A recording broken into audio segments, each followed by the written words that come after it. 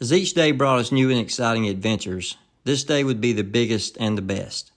In my research, I found that Capitol Reef was the least visited park of the Big Five. I watched videos and gazed at pictures on the internet, and to be honest, I was prepared for what was to come. I had scheduled one full day, if needed, to visit the park and was prepared to chill at the campsite for some much-needed rest. As we drove down Highway 24 from Torrey, the landscape drastically changed. The sandstone colors turned to a deep red, the cliffs became more dramatic, and my eyes became wide. As we slowly made it to the visitor center, I was shocked that there were no crowds for a weekend day.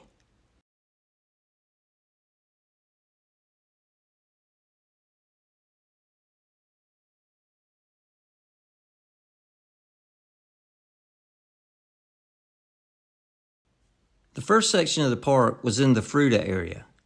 It was a luscious green oasis that complemented the Fremont River. Native Americans thrived in the area for thousands of years, and petroglyphs can be seen on the nearby cliff faces.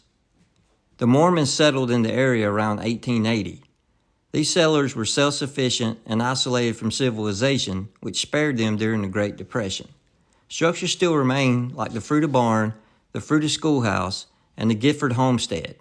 There is even an orchard that has managed to flourish all of these years thanks to the Fremont River.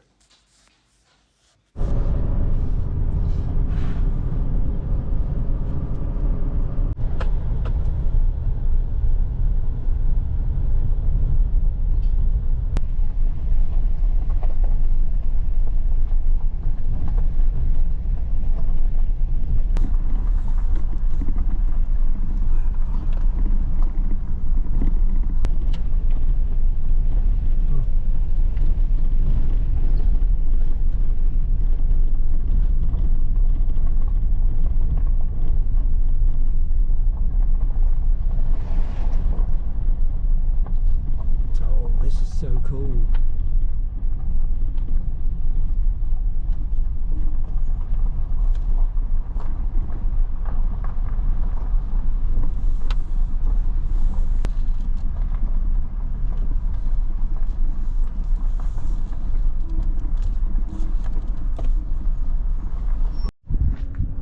This is the Grand Wash, and you can drive back in here maybe a mile or so.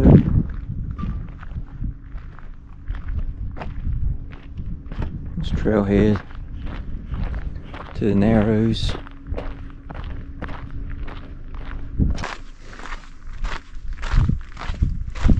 Can't describe how big this place is. I mean, everything we've seen's been just big, and I'm sure it looks small on the camera, but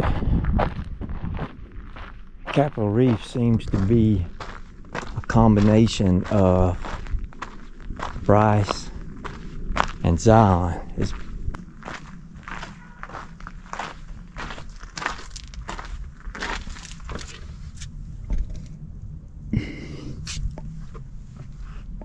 holes everywhere.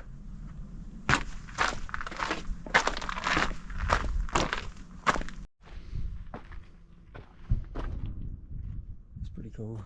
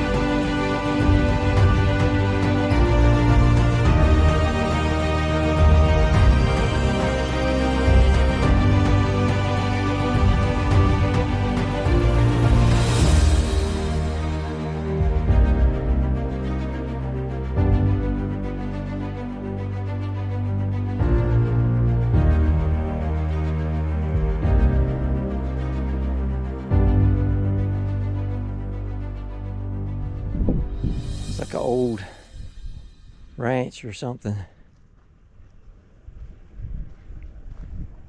It's on Pleasant Creek Road.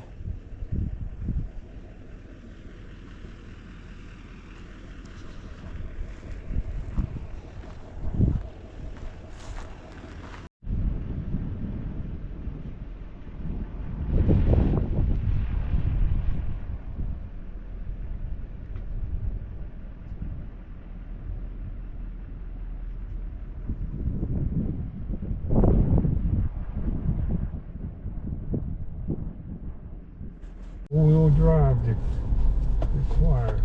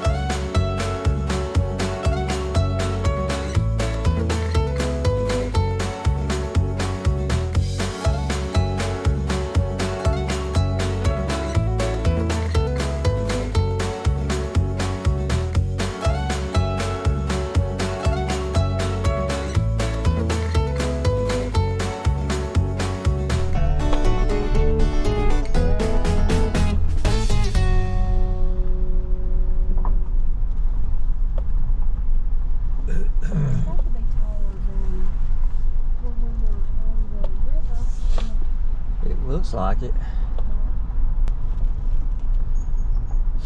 This is so cool.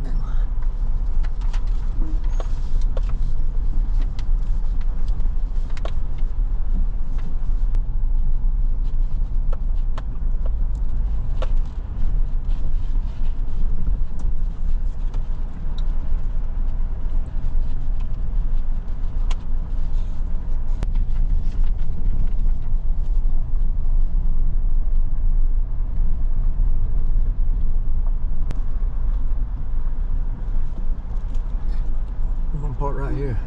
See why not? This is the Capitol Gorge trailhead. I didn't really look to see where it went, but I'm not gonna go too far in. Just wanted to look to see what was around the corner. Probably another corner. This is hands down my favorite national park I've ever been to. don't know why. It just has everything that I like. It's big. It's scenery. The scenery's unreal. Maybe I kind of feel like these walls are higher than the ones in Glen Canyon Dam area.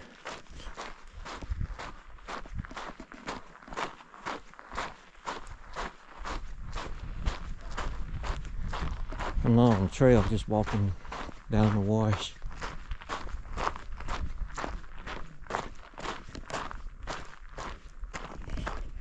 Huh. It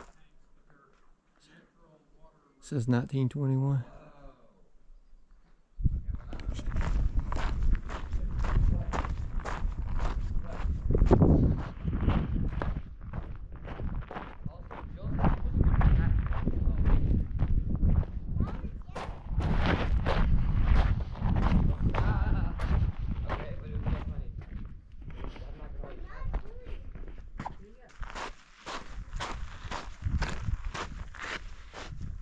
It's a pretty big cave there.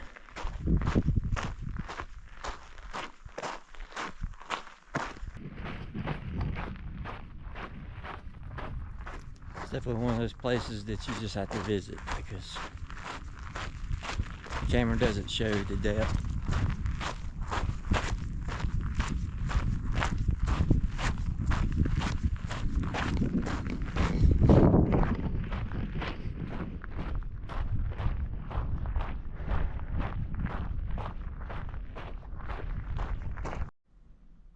What's cool is these holes are everywhere.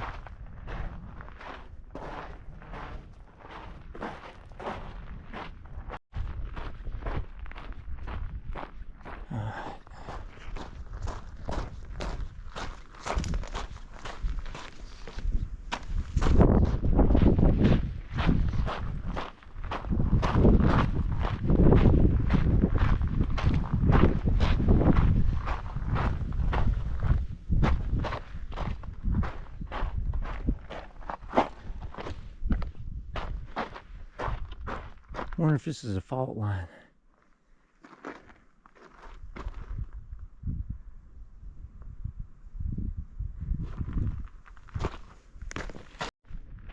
This is fascinating. So evidently at one time it was up higher, I guess, even as the dates on this wall here: 1888, 1911, 1914, 1912. And that's probably 30 feet high.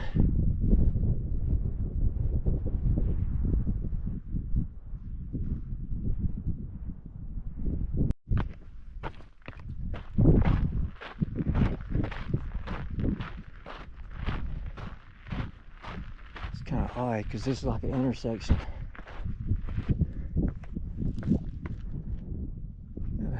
Slot that way, and slot this way.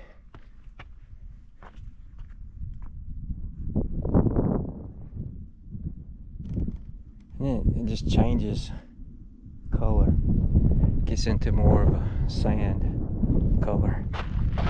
I want to turn around a minute. I've already went 3/4 of a mile, and they're back at the truck waiting on me.